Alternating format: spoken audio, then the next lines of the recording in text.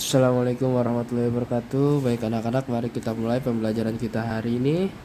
Kita masuk ke pembelajaran 2 di tema 6 ya. Tema 6 pembelajaran 2. Nah, di sini itu ada teks bacaan ya. Yang ini kalian bisa kita baca dulu.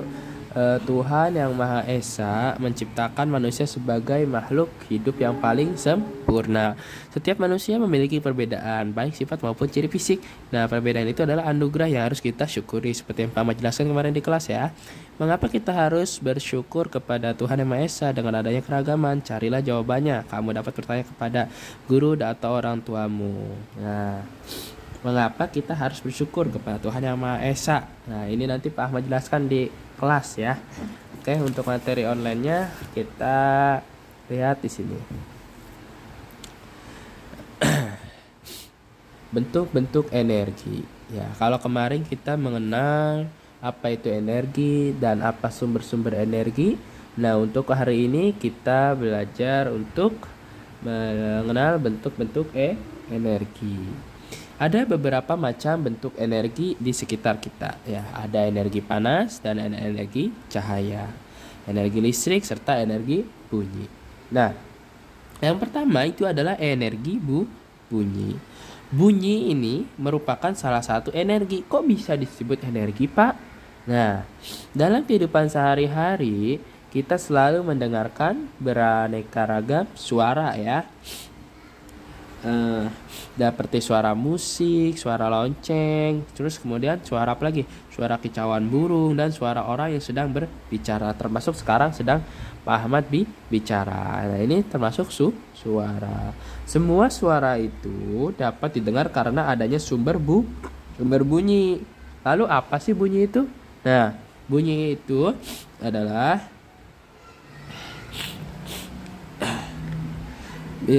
bunyi dapat dihasilkan dari benda yang bergetar ya. Bunyi akan terdengar kuat apabila berada di dekat sumber bunyinya. Ya, sepertinya seperti misalkan kamu mempunyai lonceng, tahu lonceng, atau punya speaker deh, punya speaker. Nah, telinga kamu dekatkan ke speaker itu, maka bunyinya akan semakin kencang ya.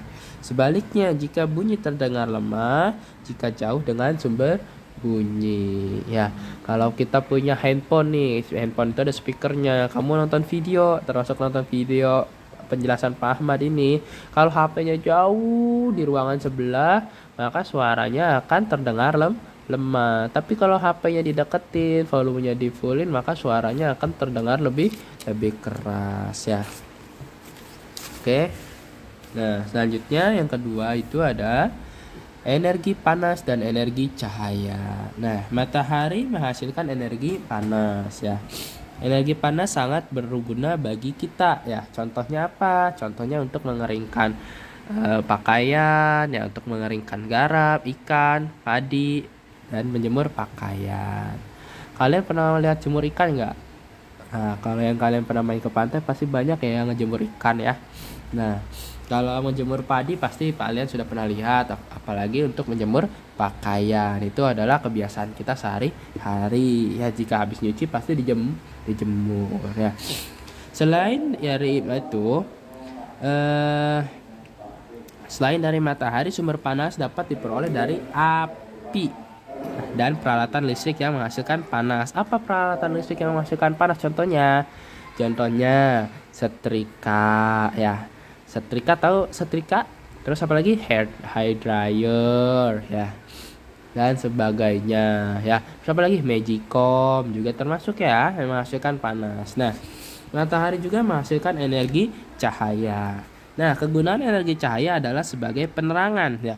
Kalau ada matahari di siang hari, maka bumi kita akan terlihat terang. Nah, ketika malam hari, penerangan berasal dari cahaya lampu. Namun energi cahaya dari lampu tidak sebesar energi yang dipancarkan sinar matahari ya. Jelas ya, kalau sinar matahari dan lampu jauh berbeda ya. Kalau lampu itu hanya bisa menerangi satu ruangan, kalau sinar matahari bisa menerangi bumi kita ya. Nah, yang ketiga itu ada energi listrik. Pasti kalian sudah pasti tahu apa itu listrik ya. Nah, arus listrik ini dapat menghasilkan energi listrik. Arus listrik memiliki sifat seperti air sungai yang mengalir dari tempat tinggi ke tempat yang rendah. Nah, arus listrik ini akan mengalir dari kutub positif ke kutub negatif melalui alat penghubung seperti kabel atau kawat. Makanya kalau ada kabel yang terkelupas atau kawat yang terkelupas, jangan dipegang. Siapa tahu di situ ada listriknya. Kalau ada listriknya, kamu pasti kesetrum. Jangan dicoba ya, bahaya. Nah, energi listrik ini penting untuk menunjang kegiatan sehari-hari ya. Contohnya untuk menghidupkan alat-alat rumah tangga, menyalakan komputer, dan menyalakan pompa air dan sebagainya. Kalau nggak ada listrik, kamu galau nggak? Galau ya. Misalkan di rumah kamu mati lampu, galau nggak? Gerah ya, nggak, kipasnya nggak nyala, AC-nya nggak nyala, HP baterainya mau lowbat, ya pasti galau kalau nggak ada listrik ya. Oleh karena itu kita sangat-sangat membutuhkan yang namanya energi listrik ya. Oke, lanjut ya. Nah, kita bahas kata baku sedikit ya. Kata baku itu adalah kata yang penulisannya sesuai dengan kaidah bahasa Indonesia. Sudah pernah menjelaskan ya, dan sumbernya itu dari Kamus Besar Bahasa Indonesia atau disebut KBBI. Contoh kata baku yaitu aktif, pasif, apotek, efektif. Ini sudah pernah Pak Ahmad bahas pada kurang lebih di tema 5 atau di semester 1 juga pernah dibahas ya. Oke. Kata baku, Pak Ahmad yakin untuk kata baku kalian sudah paham semua ya. Nah, untuk menghemat durasi, kita langsung belajar tentang sudut ya. Nah, sudut. Nah, ini kalian harus perhatikan ya. Sudut adalah daerah yang dibatasi oleh dua garis yang berpotongan satu titik ya. Sudut adalah daerah yang dibatasi oleh dua ruas garis yang berpotongan di satu titik ya. Itu disebut sebagai sudut. Nah, kedua garis tersebut dinamakan kaki sudut ya. Nah, titik perpotongan kaki-kaki sudut itu disebut sebagai titik sudut. Ya, contohnya lihat gambar di sini. EF adalah kaki sudut. Mana EF dan FG? Nah, ini nih. EF. Nah, ini kan satu garis nih. Nah, satu lagi FG. Nah, dari sini ke sini. Nah, ini kan garis yang berpotongan nih ya. Ketemu di satu titik. Nah, ini disebut sudut. Nah, kemudian kaki sudutnya mana? Nah, ini EF dan FG itu adalah disebut kaki sudut. Nah, titik F di sini itu adalah disebut sebagai titik sudut. Nah, nama sudutnya adalah sudut EFG atau sudut F ya. Paham ya sampai sini ya? Nah, coba kita lihat di sini ya. Nah, kita isi bareng-bareng aja biar cepet ya. Nah, titik sudutnya adalah, lihat titik sudutnya apa di sini? Titik sudutnya adalah berarti titik sudutnya adalah L ya. Kemudian kaki sudutnya adalah dari sini ke sini dulu nih. ML ya. ML dan dari sini ke sini langsung ya. Jadi ini nih nyambung ya, jangan dari sini ke sini. Nah, bacanya dari sini ke sini boleh, dari sini ke sini boleh ya. ML dan LK boleh, atau kalian menyebutnya KL dan LM boleh, sama aja ya. Nah, nama sudutnya adalah sudut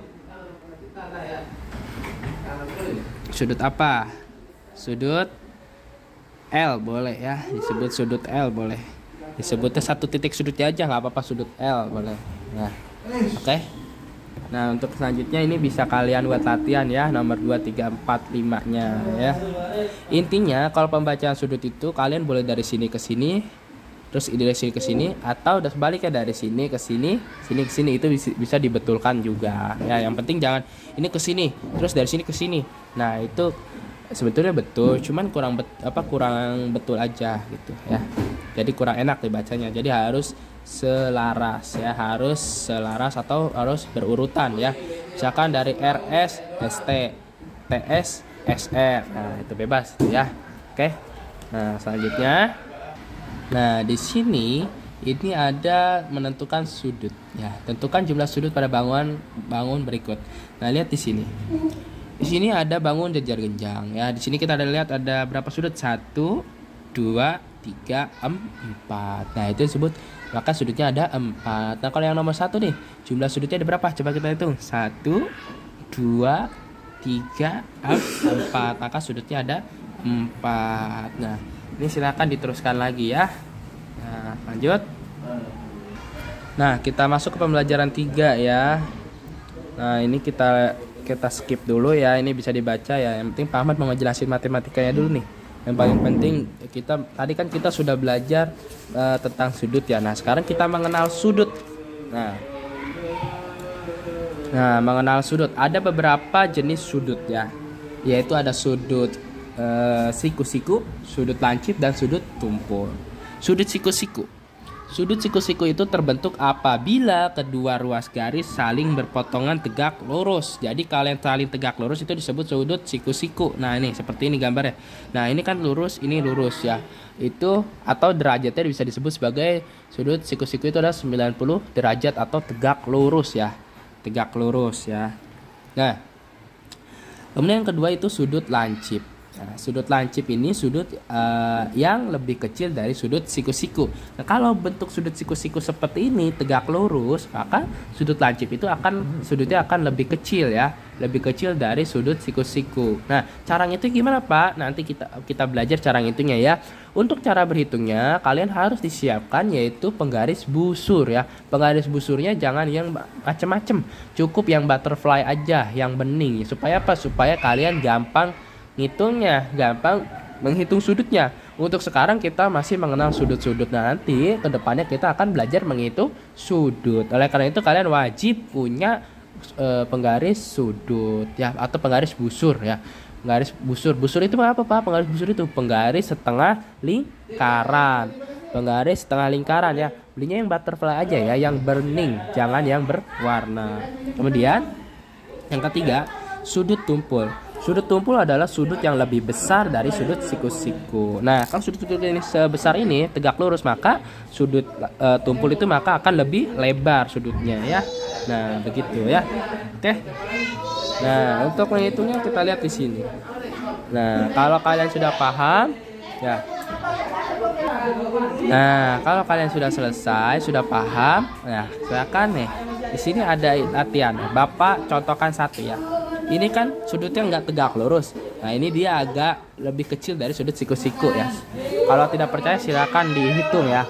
Cara hitungnya harus menggunakan penggaris setengah lingkaran.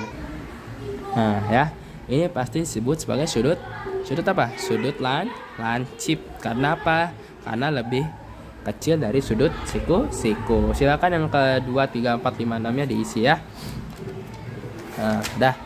Nah, intinya kalau patokannya itu sudut siku-siku ya. Kalau sudut siku-siku ini tegak lurus, kalau lebih kecil berarti disebut sudut lancip, kalau lebih besar sudutnya maka disebut sudut tumpul. Oke, sekian dulu pembahasan kita untuk hari ini ya. Selamat belajar. Assalamualaikum warahmatullahi wabarakatuh.